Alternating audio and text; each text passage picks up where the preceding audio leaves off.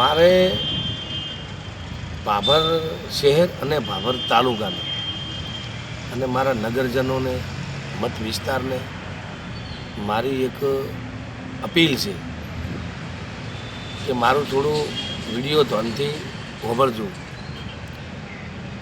આપણે લોકસભાની ચૂંટણી આવી ને એટલે બનાસકાંઠાની અંદર કોંગ્રેસના ઉમેદવાર કેનીબેન ઠાકોરને સમર્થન એવું આલ્યું ને કે દરબાર સમાજે એમને 70,000 મત આલી અને વિજય બનાવ્યા. એ પણ અભિનંદન પાત્ર છે. પણ એના પછી અમને આવી ખબર નથી કે આવું પરિણામ આવશે રેલી બાબતે ને આ બાબતે. એક આશા રાખી હતી કે જેનીબેન સંસદ સભ્ય બન્યા છે તો 18 વેણને ભેળા લઈને ચાલશે. પણ આવું પરિણામ આવશે વિશ્વાસ રાખ્યા પછી કે અત્યારે એમના અધ્યક્ષતાની રેલીઓ કાઢી અને કોઈ દુકાનનું બંધ કરાવી તોડફોડ કરવા એવી અમને આવી આશા નથી. અને જો કદાચ આવો નિર્ણય લીધો હોત ને કે શંકરભાઈ ચૌધરીએ એમના અધ્યક્ષતાની રેખાબેનને ટિકિટ આલીને જો વિજય બનાવ્યો હોત ને તો મારા આત્મા પ્રમાણે આવું પરિણામ ના હોત.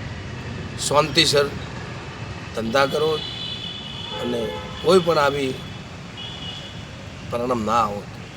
એના પછી હવે બીજું એક તમને ઉદાહરણ આપું છું કે પેટા ચૂંટણી જાણે આવી ને તાણે આપણા ભાભર વાવ વિધાનસભામાં એમનું શંકરભાઈએ એક એવું નિવેદન આપ્યું હતું કે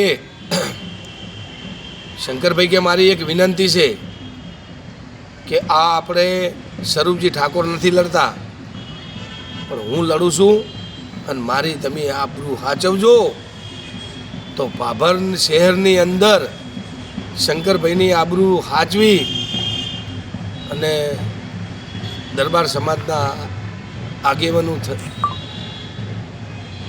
એમના દ્વારા એમને કે શંકરભાઈ લડે છે એમ રીતે શંકરભાઈની આબરૂ હાચવા સારું કરી અને સ્વરૂપજી ઠાકોરને વિજય બનાવ્યા.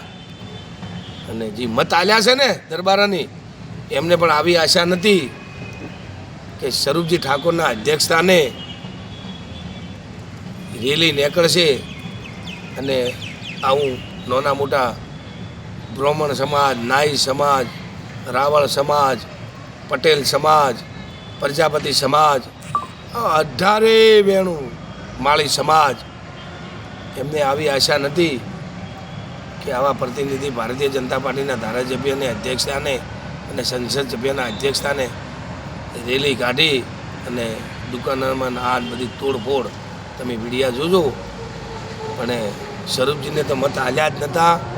દરબારની તો શંકરભાઈની એક આબરૂ હાચવા વોટ આપી અને 4200નું ભાભરમાં લીડ આપી હતી.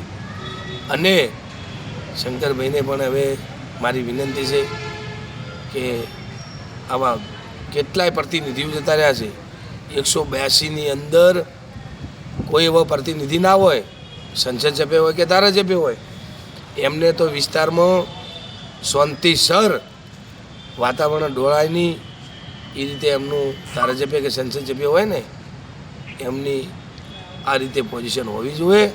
એમને રેલીઓમાં ના જોડાવવું જોઈએ, સંસદ સભ્ય હોય કે ધારાસભ્ય હોય. આવી મારી એક અપીલ છે અને મારી પણ રજૂઆત છે કે અત્યારે આપણું ભાભર તાલુકો અને ભાભર શહેર અત્યારે ભયંકરમાં જીવન જાહેરું દુકાનવાળા હોય, ગલ્લાવાળા હોય કે એમનું જીવન અત્યારે અને ધંધાના બેરોજગારી અત્યારે એટલી થઈ ગઈ ને કોઈ ભાભર શહેરની અંદર આબુ પણ તકલીફ થઈ જાય એવી મારી વિનંતી છે સરકારને. અને ભાભર પોલીસને એક ખૂબ ખૂબ અભિનંદન આપું છું. આપણા પીઆઈ સાહેબ છે ને પટેલ સાહેબ એમને પણ ખૂબ ખૂબ અભિનંદન આપું છું. કેમ આપું કે એમના અધ્યક્ષતાની અત્યારે વાતાવરણ તો શાંત તો છે અને સરસ કાર્યવાહી કરે છે. દરબાર સમાજ ગુનેગાર હોય કે ઠાકોર સમાજ ગુનેગાર હોય, એમની અત્યારે સરસ કામગીરી છે. એ બદલે એમને ખૂબ ખૂબ અભિનંદન આપું છું.